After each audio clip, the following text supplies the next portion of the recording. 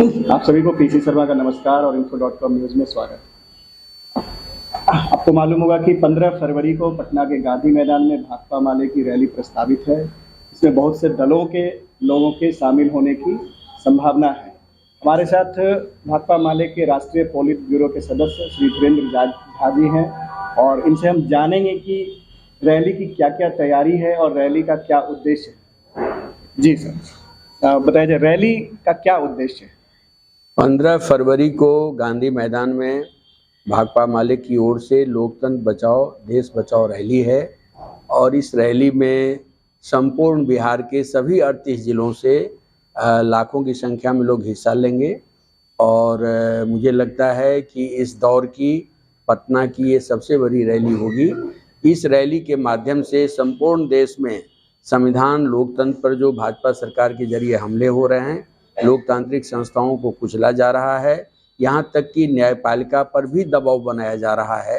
जीने के अधिकार मुश्किल में है, रोजी रोटी का सवाल एक अहम सवाल बन गया है और संपूर्ण देश की अर्थव्यवस्था को अंबानी अडानी समूह के हाथों में नीलाम कर दिया गया है और अडानी का जो खुलासा है वो पूरी दुनिया में भारत की अर्थव्यवस्था का जो एक गोदी मय चेहरा हो गया है वो पूरी दुनिया के सामने है। लेकिन उस अडानी के इस बड़े खुलासे पर, इस बड़े घोटाले पर देश का प्रधानमंत्री लोकसभा में नाम नहीं लेना चाहते हैं, संसद में नाम नहीं लेना चाहते हैं। इसलिए हिंदुस्तान को बचाने का सवाल आज के दौर में अहम सवाल बन गया है। इसलिए पहला उद्देश्य तो हमारा है कि बिहार हमेशा से संपूर्ण देश में तानाशाही के खिलाफ लोकतंत्र के लिए लड़ने वाली धरती के बतौर जाना जाता रहा है और जब भी देश में तानाशाही का कोई खतरा हुआ है बिहार ने उसकी अगुवाई की है। तो भारतीय जनता पार्टी का जो ये आभासीवादी आचरण है, जो तानाशाही है, उसके खिलाफ एक संपूर्ण बिहार में एक बड़ा अभियान चलाते हुए गांधी मैदान में एक बड़ी गोलबंदी होगी और उस गोलबंदी से संपूर्ण देश में जो भाजपा विरोधी ध्रुवीकरण चल रहा है उसको हम गति देने का काम करेंगे। और इस रैली में के माध्यम से हम बिहार के जो सवाल हैं उन सवालों को लेकर के बिहार की जो मौजूदा सरकार है उसके सामने भी हम दबाव बनाने का काम करेंगे। जैसे दलित गरीबों को उजाड़ने का प्रश्न है, नौजवानों को रोजगार देने का प्रश्न है, जो पास आउट जो टीचर लोग हैं ST TET वाले लोग उनको नौकरी देने का सवाल है, बिजली का करंट लोगों को बड़ी तेजी से मार रहा है, शिक्षा स्वास्थ्य की बदहाली है। ये जो सारे प्रश्न हैं इन सारे प्रश्नों को लेकर के भी हम बिहार सरकार पर दबाव बनाएंगे और उनसे ये इस बात को लेकर के हम पूरी बात जनता के बीच में ले जाएंगे कि हम भाजपा के खिलाफ बिहार में एक बड़ी लामबंदी चाहते हैं। तो बिहार में जो महागठबंधन की सरकार है इस सरकार को पूरे देश में एक जनता के लोकप्रिय सरकार के बतौर उसको सामने आना पड़ेगा।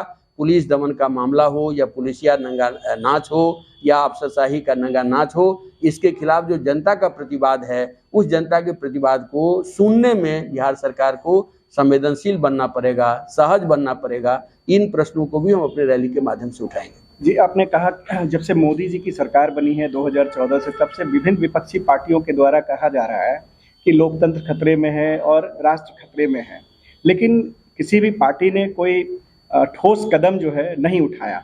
आप हमें ये हमारे दर्शकों को आप ये बताइए कि ये जो रैली 15 तारीख को रैली होनी है, इसमें ऐसी कौन सी खास बात है जो कि निर्णायक साबित होगा लोकतंत्र और राष्ट्र को बचाने में।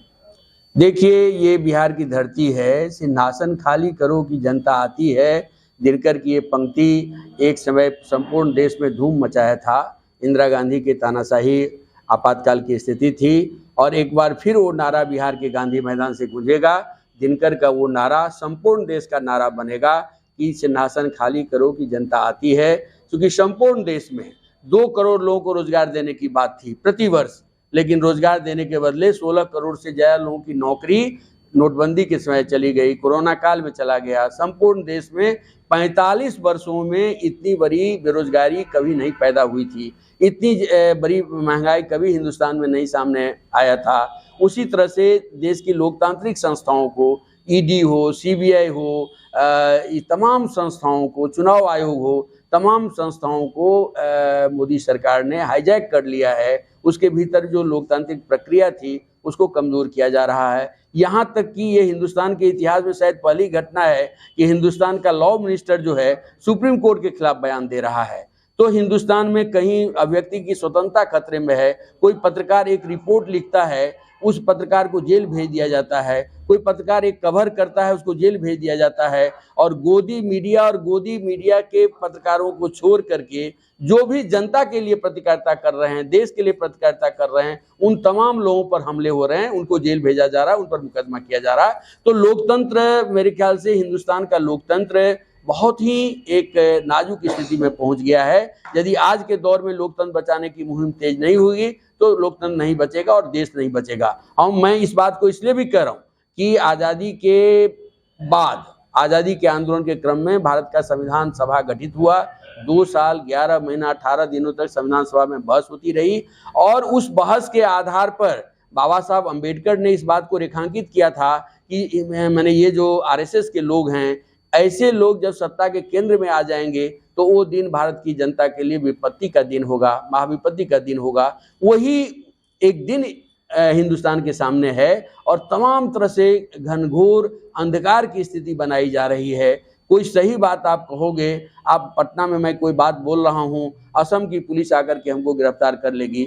जिग्नेश मेवानी को गुजरात से पकड़ करके असम की पुलिस लेकर के चले गई असम। तो ये जो एक नंगा नाच हो रहा है हमारा डेमोक्रेटिक राइट्स का, हमारा कॉन्स्टिट्यूशनल राइट्स का, हमारा इंडिविजुअल राइट्स का, हमारी राइट टू एक्सप्रेशन है उसके अधिकार का, तो हर जगह पर ये बात हो रही है। और लोग तो माने संसद में जो बातें आ रही हैं, लोगों ने कहा कि बात छोड़िए कि राहुल गांधी क्या बोल रहे हैं या दूसरा लोग क्या बोल रहे हैं, लोग तो ये मांग कर रहे हैं कि अडानी की संपत्ति जब मोदी जी गुजरात के मुख्यमंत्री बने थे उस समय उसकी संपत्ति कितनी थी, जब आपके मुख्यमंत्री काल में उसकी संपत्ति में कितनी बढ़ोतरी हुई, जब 2014 में देश के प्रधानमंत्री आप बने उस समय से लेकर अभी तक अडानी की संपत्ति में कितना इजाफा हुआ, अडानी को कौन कौन चीजें दी गई, बैंक से कितना लोन मिला, एलआईसी ने कितना सहयोग किया, कितनी तरह की जमीनें दी गई, कितने तरह की सहूलियतें दी गई, प्रधानमंत्री की ओर से उनके पक्ष में कहां कहां पैरवी किया गया। लोग तो मांग रहे हैं कि इन तथ्यों को हिंदुस्तान की जनता को बताइए। और इन तथ्यों को जब हिंदुस्तान की जनता के बारे में पूछा जा रहा है तो हिंदुस्तान के प्रधानमंत्री नेहरू पर बोलते हैं, माने 50 साल के पहले के इतिहास पर बोलते हैं, किसी पॉलिटिकल पार्टी पर आप बोलते हैं। हिंदुस्तान की जनता को, जो जनता के दिमाग में सवाल है अडानी घोटाले को लेकर के, उसका आप जवाब नहीं देते हैं। ये जो लोकतंत्र का जो अपहरण है ये एक बड़ा सवाल है। इसलिए लोकतंत्र को बचाने का सवाल, देश को बचाने का सवाल अहम सवाल है और ये हमारी रैली की प्राथमिकता में है। और इसको लेकर के हमारी पार्टी का महाधिवेशन भी है। उस महाधिवेशन के 6 दिनों तक महाधिवेशन चलेगा। उसमें एक दिन हम लोग पॉलिटिकल कन्वेंशन कर रहे हैं। उस पॉलिटिकल कन्वेंशन में मैंने बिहार के मुख्यमंत्री को भी हम लोगों ने बुलाया है, तेजस्वी यादव जी को भी बुलाया है, हेमंत सोरेन जी को भी बुलाया है, तमिलनाडु के भी कुछ लीडर हैं उनको भी हमने बुलाया है, देश के जाने माने कुछ पत्रकारों को भी हमने बुलाया है।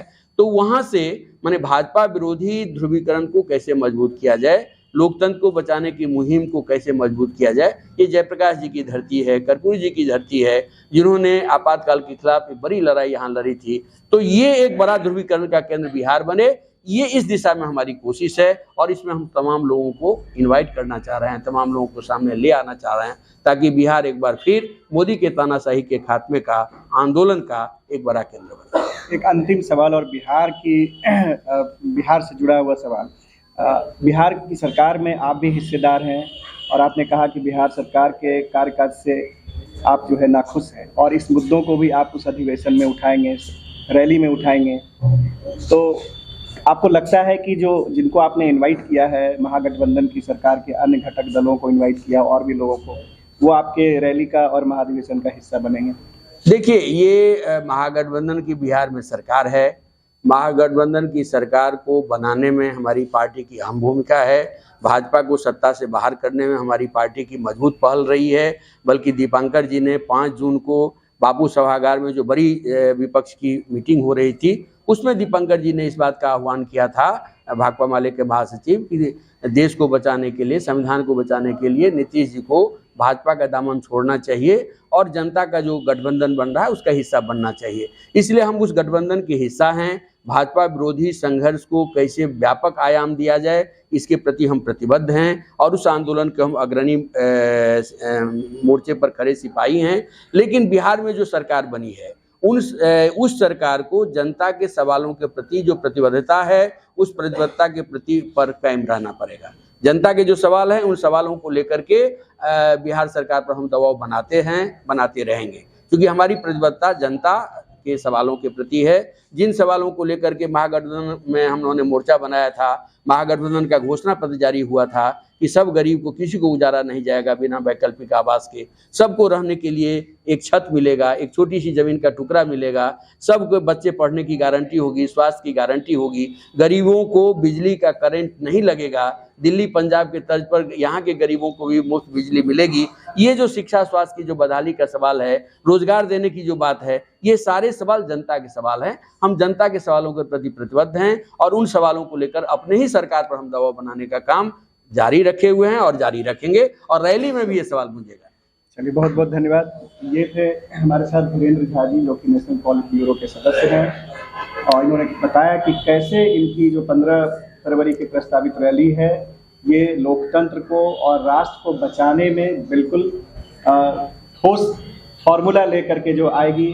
साथ ही इन्होंने ये भी बताया कि बिहार में जो सरकार है उनके ये अहम हिस्सा है और उस एजेंडे में जो एक CMP बना था, कॉमन मिनिमम प्रोग्राम बना था, उसमें जो बातें इनके द्वारा रखी गई थी उसको लेकर के पीछे नहीं हटेंगे। जैसे वो गरीबों को ज़मीन देने की बात है, लोगों को रोज़गार देने की बात है, और भी तमाम मुद्दों को लेकर के वो पीछे हटने के मूड में बिल्कुल नहीं है। जनता के मुद्दों से किसी प्रकार की कोई समझौता नहीं करेंगे और इन्होंने पूरा विश्वास जताया कि इनका जो न्योता विभिन्न दलों के पार्टियों को गया है वो इसमें शामिल होंगे, चूँकि ये रैली मुख्य रूप से भाजपा विरोधी है, भाजपा के विरोध के लिए है। लोकतंत्र को जो खतरा है उससे बचाने के लिए इस तरह info.com न्यूज़ में बने रहिए। धन्यवाद।